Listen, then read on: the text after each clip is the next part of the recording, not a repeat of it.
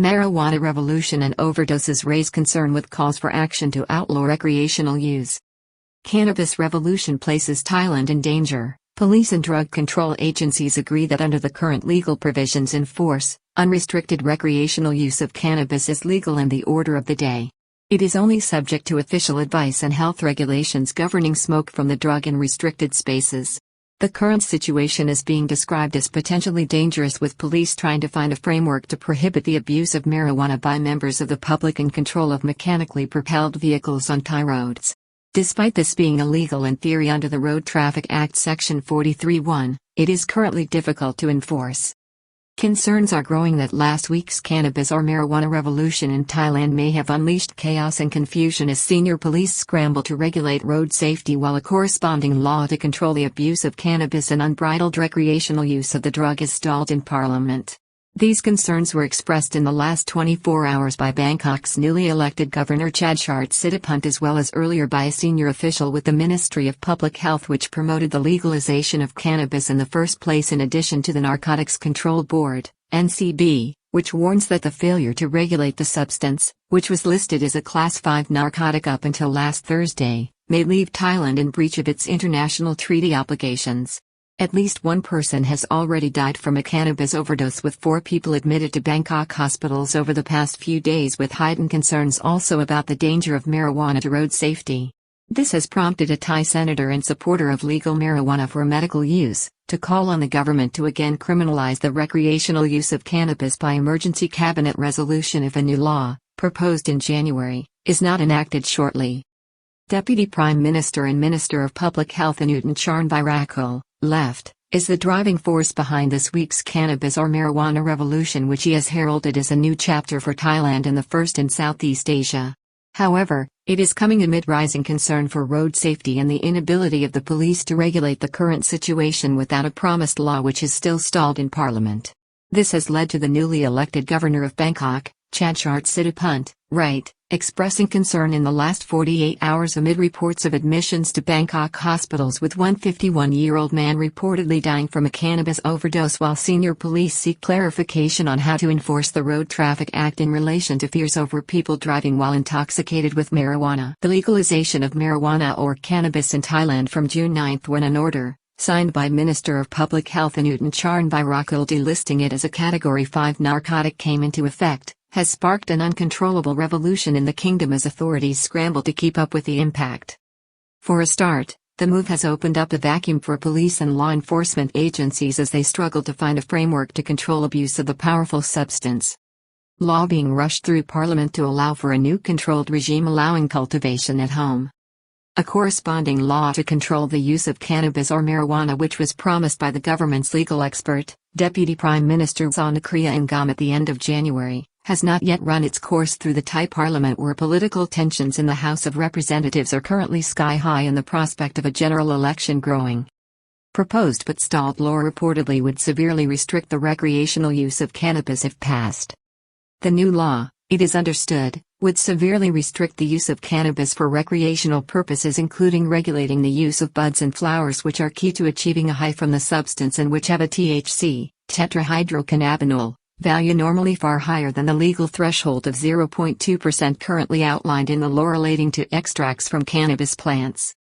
There is a considerable lack of clarity on what is intended by the current law and the proposed legislation to control the use of marijuana, something that has, for months now, troubled officials in law enforcement agencies and senior police officers who had been instructed by their political masters not to initiate prosecutions under the previous legal regime for possession of marijuana or cannabis plants, and who are currently trying to brief local forces on how to cope with what is already a legal quagmire in respect of law enforcement. Police do not yet have clear guidelines, procedures or legal basis to take action on road safety threat. The one thing that most people can agree on is that, currently, under regulations and laws now in force, the widespread use of marijuana and cannabis is legal, with police forces nationwide left powerless to intervene even when it comes to enforcing Thailand's Road Traffic Act, which, under Section 43(1), prohibits driving under the influence of alcohol and other intoxicants, since police officers do not have clear guidelines, regulations and approved procedures with which to enforce the law or establish clear evidence of a required intoxication level, which is still not set out as a metric. BMJThai Party leader, Minister of Public Health and Deputy Prime Minister Anutin Charnvirakul, who is the architect of this revolution and the politician that has masterminded its launch this week, can rightly claim, this far, that his legalization efforts, which took effect this week, represent a new departure for Thailand. One dead from a cannabis overdose, with 4 admitted to hospital, sparking growing anxiety in Bangkok. However, in the last 48 hours, he has been put on the defensive, with reports of at least 4 people being admitted to hospital in Bangkok from a reported overdose of the drug, with one 51-year-old man reported as dead. The news came via the office of the newly elected governor of Bangkok, Chadchart Siddhapunt, at the Bangkok Metropolitan Administration Complex, which administers hospitals in the Thai capital. It is not clear if similar incidents are happening nationwide at this point. The 51-year-old man was admitted to Charoen Krung Prakarek Hospital, operated by the Medical Services Department at City Hall in the Bangkolam district of Bangkok. He was reported to be suffering from chest pains, suspected to be the result of a cannabis overdose, and died later from heart failure. 2 other reported cases were a 17-year-old and a 25-year-old, who are admitted to Dixon Hospital in the Klongsan district of the capital, suffering from heart palpitations as a result of ingesting the newly decriminalized drug. A 16-year-old was also admitted to the Luang Phorta Isaac Shudanataro Outhat Hospital in Nong Kham in Bangkok, also as the result of a cannabis overdose, and was admitted into intensive care. New Bangkok governor expressed his concern. On Tuesday, Bangkok Governor Chadchart, currently riding a wave of popular support following his decisive election win last month for the job, expressed concern at the possible impact of the liberalization of marijuana, which is being echoed not only by critics of the government but senior officials within the Ministry of Public Health and police top brass. A 51-year-old man was pronounced dead at Charoen Krung Prakarek Hospital. He died of heart failure. He overdosed on cannabis, Mr. Chadchart told reporters as he confirmed the news. The reaction from Minister Anutin to the news was to point out that all substances are dangerous if they are abused. He said there was nothing new about people dying as a result of abuse of a substance. He also promised to prioritize the proposed legislation to control the use of marijuana or cannabis as it makes its way through Parliament. Minister Anutin then suggested that politics may be at play. The report may have had an ulterior motive. This is not about politics. When the bill on cannabis was tabled to Parliament, it received support from both MPs from the coalition government and the opposition, Anutin told reporters. Cannabis is a dangerous drug for under 25s, according to expert studies in America and Thai officials. Despite claims by its proponents that weed or cannabis is not life-threatening or damaging to health, there is a growing body of evidence from the United States that suggests just that. There are an estimated 25 million marijuana users in the U.S., made up primarily of adults over 25 years of age. Recorded deaths from cannabis overdoses rose from a reported 36 deaths in 1999 to 214 deaths in 2014. However, it is the mental health effects of smoking cannabis or marijuana on younger people under the age of 25 that is the main cause of concern. A highly qualified study conducted by Northwestern Medicine and the Massachusetts General Hospital, in association with Harvard Medical School, found that the recreational use of cannabis resulted in brain abnormalities in 2 regions of the brain among younger users. These concerns were expressed this week by Dr. Somsak Akshelpi, the Director General of the Department of Medical Services within Mr. Anutin's Ministry of Public Health. Dr. Somsak started by acknowledging the reason why the ministry has supported the legalization of marijuana for regulated medical use in Thailand, pioneering the current revolution. At the same time, he made clear his opposition to its use both for recreational purposes and by children, younger people or those under 25 years of age. Health benefits of cannabis for epileptic children and those seeking palliative treatment for cancer accepted by top Ministry of Public Health official. He said that the drug was of immense value to those with young children who suffered from epilepsy, as well as those with cancer who found it irreplaceable as palliative treatment, or for those undergoing chemotherapy who find that it helps combat nausea. However, Dr. Somsak insisted that the drug should only be used under medical supervision and certainly not for recreational purposes.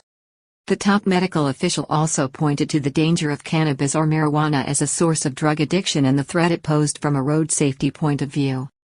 Cannabis impacts on the brain and the nervous system, and especially with students, whose brain and learning capability will be affected, Dr. Somsak explained.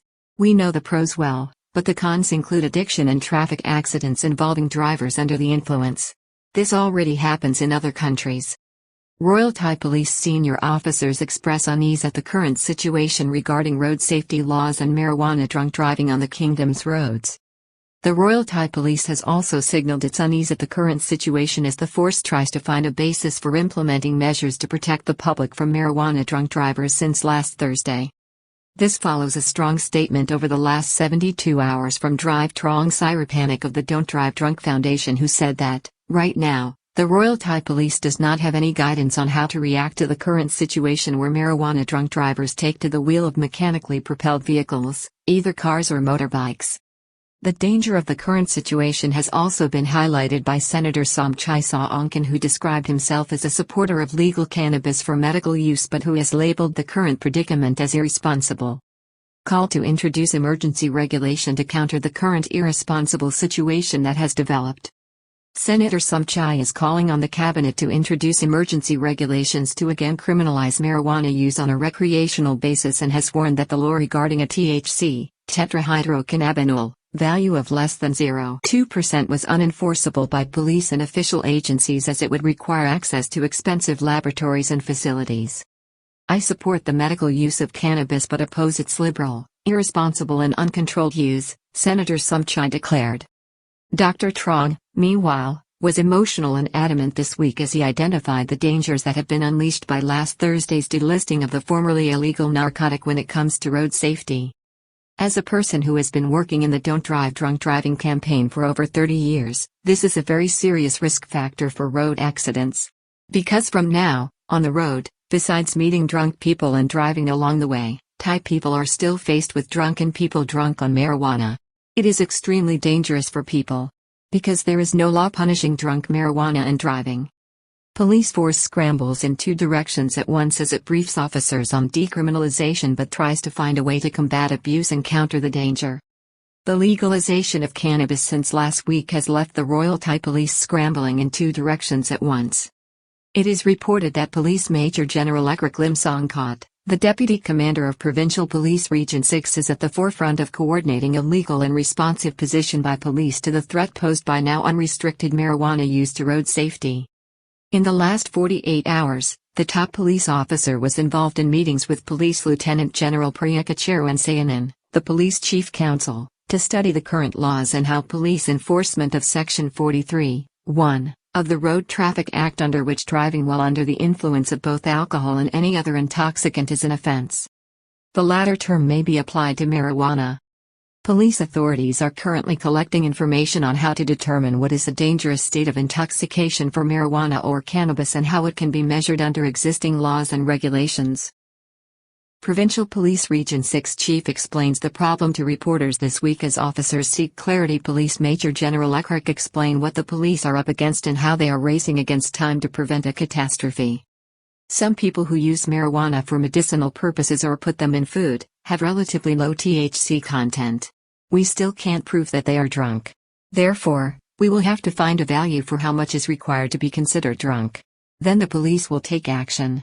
This matter should not have to wait for an accident case caused by a drunken marijuana driver to highlight the danger. But there must be a report on the results of medical research included in order to take action.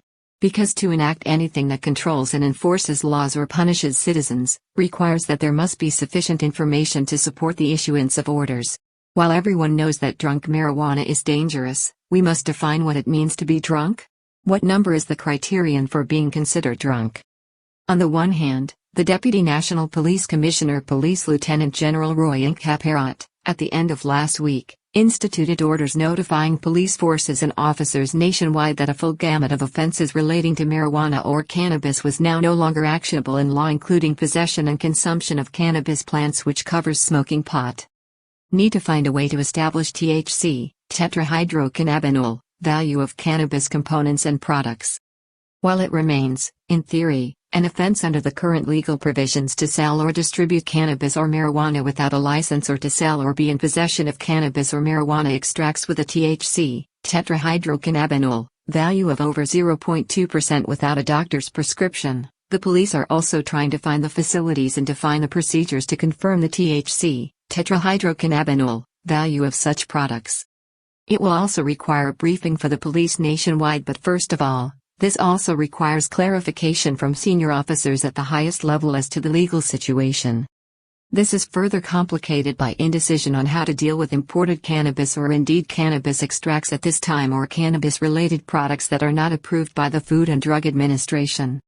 New cannabis law is urgently needed as Narcotics Control Board, NCB, explains that Thailand could be in breach of international treaty obligations.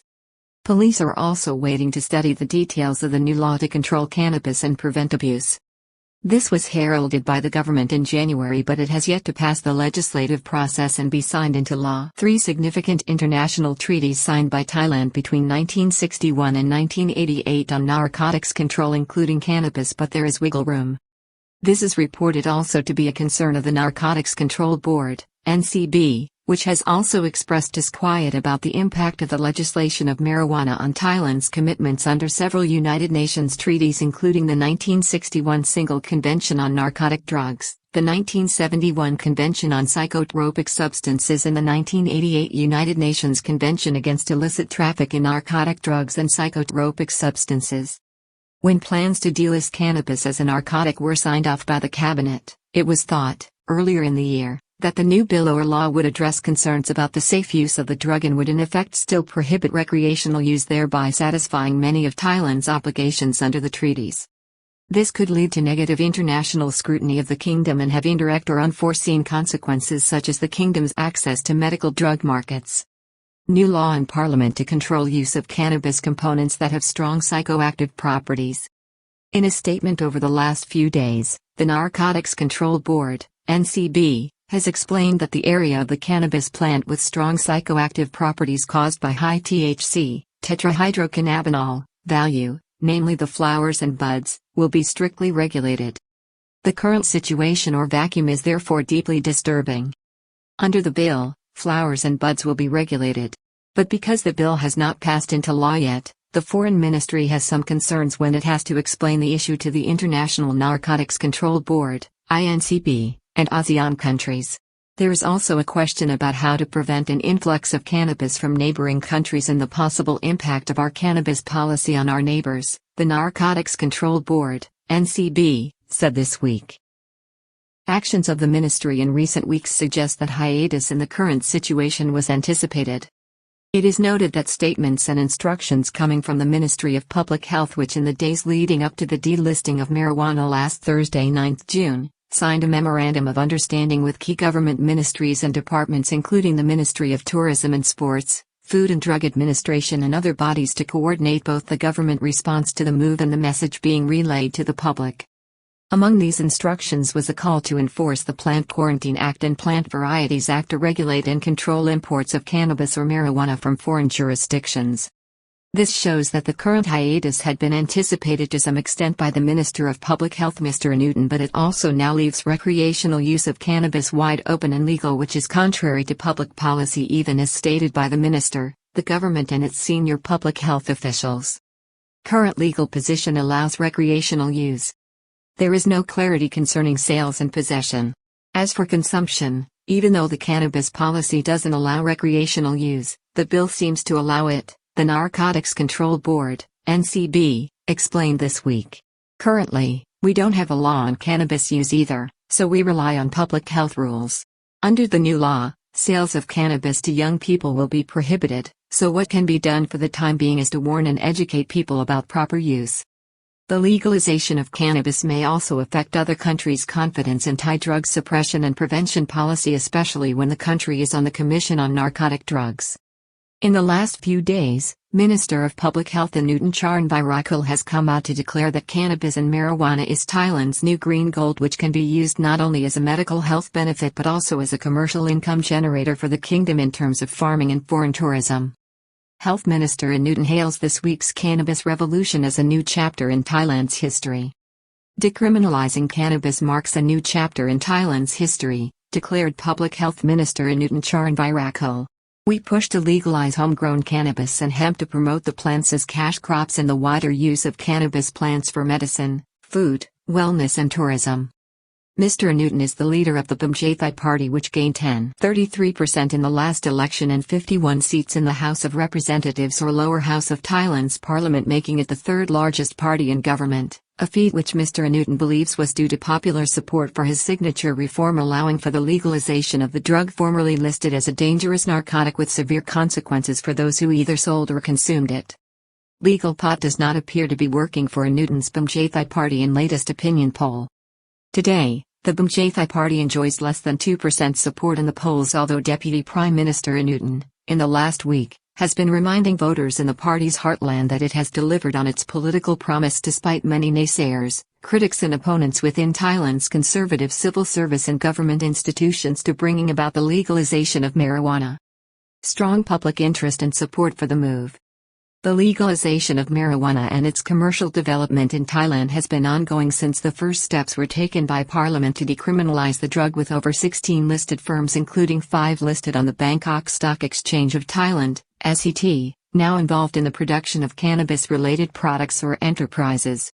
There is also, apparently, strong public interest in the commercial prospects for the drug, with nearly 700,000 people applying for 1 million free cannabis plants from the government currently being distributed at a rate of 2 per successful applicant throughout the kingdom.